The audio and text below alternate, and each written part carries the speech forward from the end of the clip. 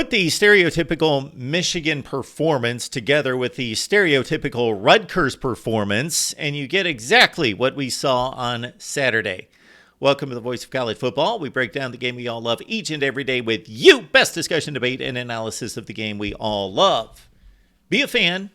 Just don't be a dumb fan. Michigan 31, Rutgers 7, Big Ten opener for the Maize and Blue. Of course, Rutgers notched a win against Northwestern.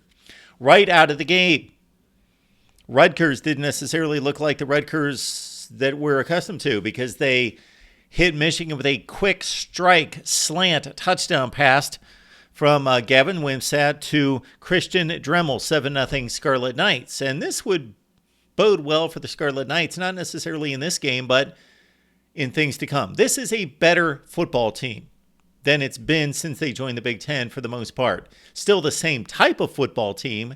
They want to run it for 300 yards. They want to throw it for 150 yards.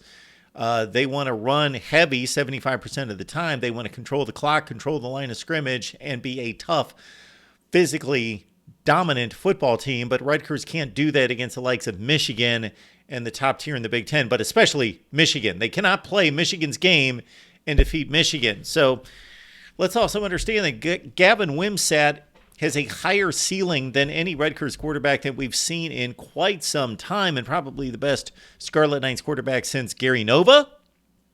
We're going to go with that. Wimsatt to Dremel, 7-0 right out of the gate. And then the first Michigan series, Tyene Powell with a sack of J.J. McCarthy, and Rutgers was off to a nice start and actually at times had an opportunity to possibly take a two-score lead.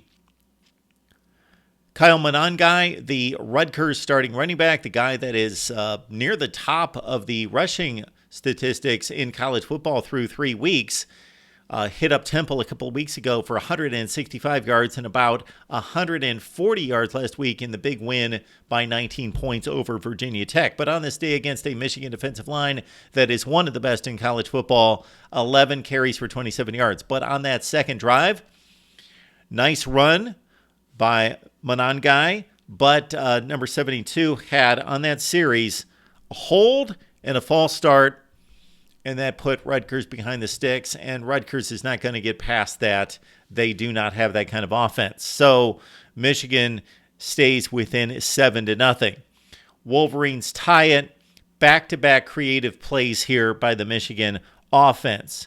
They cut Donovan Edwards loose on the play in which they slip him behind the line of scrimmage. They run him down the line, slip him out there, tossed him the football for 33 yards before he was forced out of bounds. And then, of course, Colston Loveland, who emerged in the back half of last season, beat two defenders. He had 5 catches for 75 yards. Excellent play by Colston Loveland.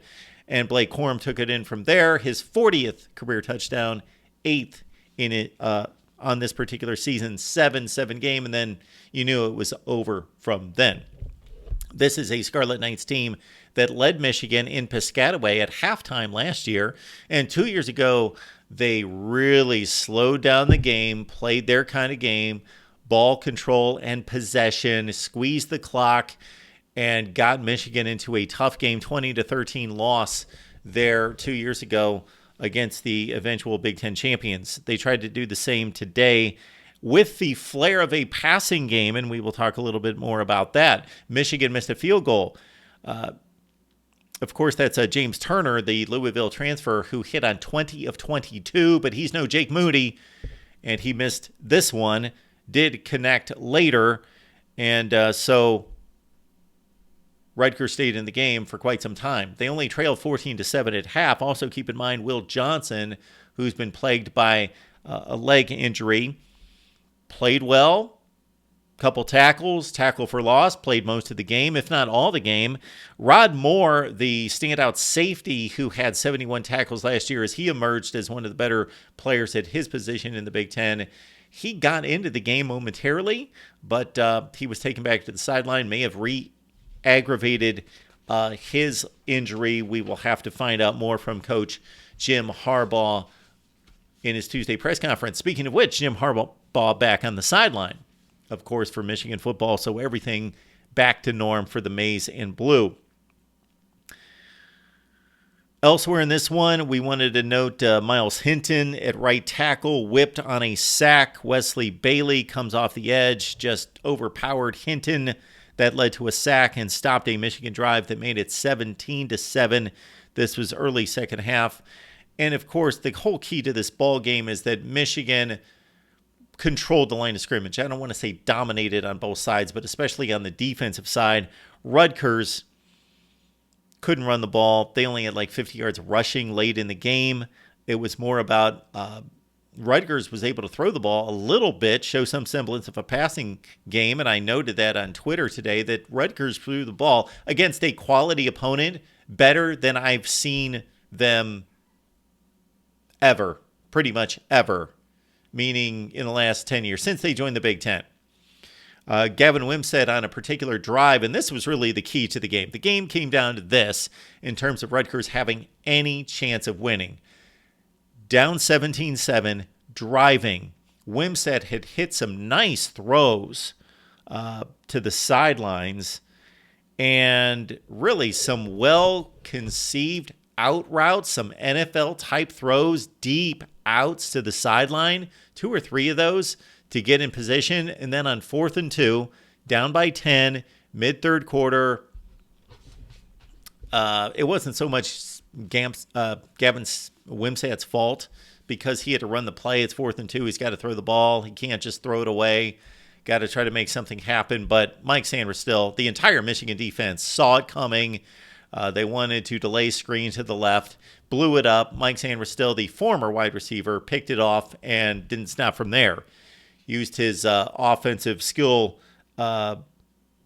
moves to take it for the pick six, and then it was all said and done from there. 24-7, Michigan goes on to the win, 31-7.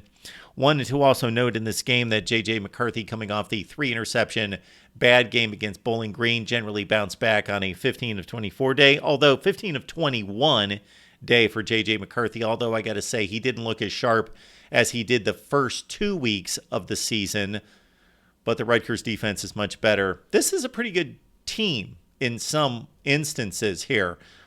Good running back. The quarterback has a high ceiling of talent. He's not polished. The defense is pretty good. Blake Corum, 21 carries, 97 yards.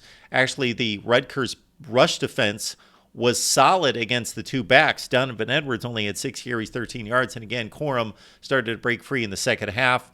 This always happens in these type of matchups. The inferior team starts to break down. The defense is on the field too much. Really, J.J. McCarthy helped continue a lot of these drives on the read option, keeping the ball and gaining valuable first down. 7 carries for J.J., 51 yards on this one. So there it is for Michigan football. They march on to 4-0. For Rutgers, they lose their first game of the year, but there is hope that they will win some games in the Big Ten. Indiana's coming up. Did not check the schedule to see what's on the horizon, but of course, the Michigan schedule is backloaded. So leave your comments down below concerning your thoughts about Michigan. If this showed us anything at all, for me, not necessarily much of anything. Michigan D-line, first rate. The defense overall, first rate. Sure, that the play that they gave up the touchdown, the 69-yarder right out of the gate, that wasn't even that poorly defended. To a certain extent, that was a bullet. It was right in stride.